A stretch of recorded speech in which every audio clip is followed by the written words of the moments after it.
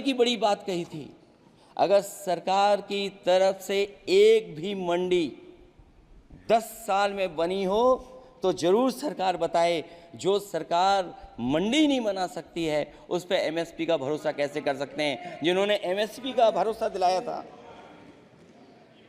हम अध्यक्ष महोदय आपके माध्यम से यही कहेंगे कि जो राष्ट्रपति के अभिभाषण में लीगल गारंटी एमएसपी को मिलनी चाहिए थी वो क्रॉप्स को नहीं मिली है। न केवल फसलों को मिले बल्कि हॉर्टिकल्चर क्रॉप्स को भी एमएसपी देने का फैसला हो, जिससे कि हमारा किसान खुशहाल हो सके। साथ ही साथ ओपीएस की बात अभिभाषण में नहीं आई है। ओल्ड पेंशन स्कीम लागू हो जिससे हमारे तमाम सरकारी कर्मचारियों का भविष्य बन सके। और देश की एक बड़ी आबादी जहाँ से मैं चुन करके आता हूँ, उत्तर प्रदेश, जहाँ बुनकर न केवल उत्तर प्रदेश बल्कि देश के कोने कोने में बुनकर समाज के लोग बड़े पैमाने पर रह रहे हैं, लेकिन बुनकरों को जो सुविधाएं मिलनी चाहिए वो भी इस सरकार में नहीं मिल पा रही हैं। जो प्रदेश सरकारों ने कभी बुनकरों के लिए योजनाएं चलाई थीं वो भी अध्यक्ष महोदय बंद कर दी हैं। मैं अंत में इतना ही कहना चाहूँगा कि इस सरकार ने नौजवानों को नौकरी नहीं दी है, नौकरी और रोजगार उनसे छीने हैं,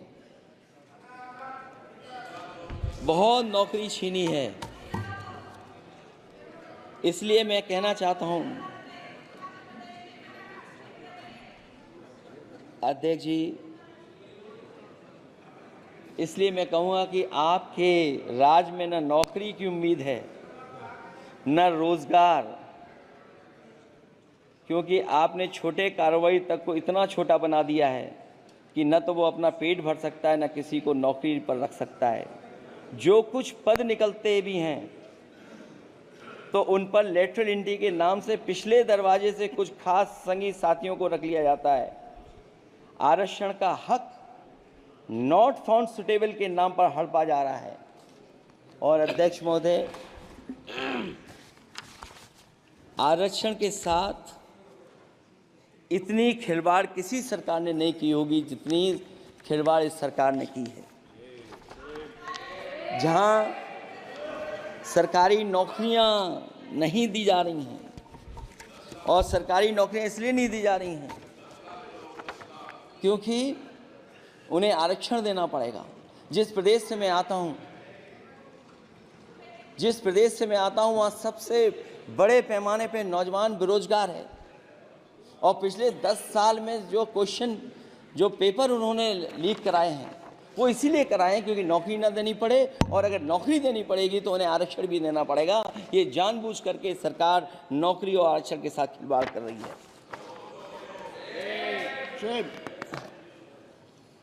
मैं अध्यक्ष महोदय अंत में इतना ही कहना चाहता हूं, आशा है ये सरकार तब तक चलेगी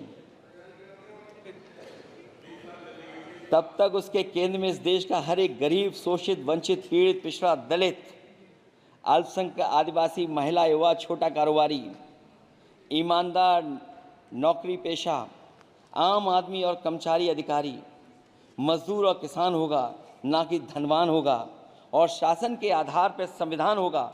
वह जुमलों की जगह सच में महंगाई, बेरोजगारी, भ्रष्टाचार, गरीबी, भुखमरी, सांप्रदायिक हिंसा, दलित व महिला उत्पीड़न, सामाजिक अन्याय जैसे मूलभूत मुद्दों का समाधान होगा। और भोजन, बिजली, पानी, दवाई, पढ़ाई जैसी बुनियादी ज़रूरतों के लिए कागजी योजनाओं की जगह सच में इंतज़ाम होगा।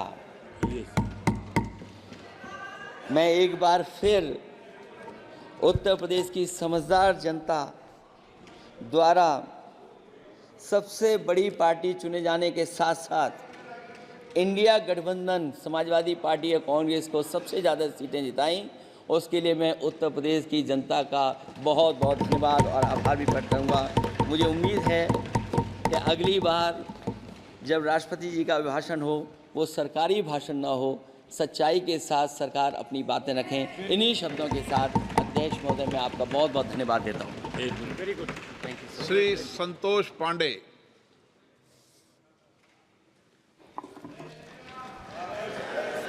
सम्माननीय अध्यक्ष महोदय, मैं आपके प्रति कृतज्ञ हूँ। आपने मुझे आज कीमती समय